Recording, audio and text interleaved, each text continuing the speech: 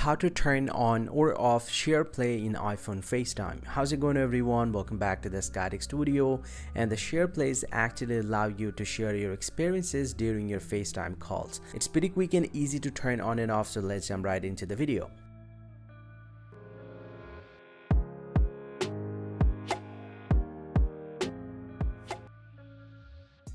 Well, so now to turn on or off SharePlay from your iPhone, it's just simply go ahead and open up the settings from your device and then scroll down, tap on apps, and from the app section you just need to scroll down and find out the FaceTime. Go ahead and tap on FaceTime, and from here you just need to scroll all the way down to the SharePlay option. Here you'll get to see the SharePlay. You just need to tap on this one, and now to turn on the SharePlay you just need to toggle on this option, or if you want to disable this option you just need to toggle off this option. Pretty straightforward, right? Hope you find this pretty helpful, guys. If you do, please drop a like and subscribe to this channel. See you guys around, and thank you very much for watching.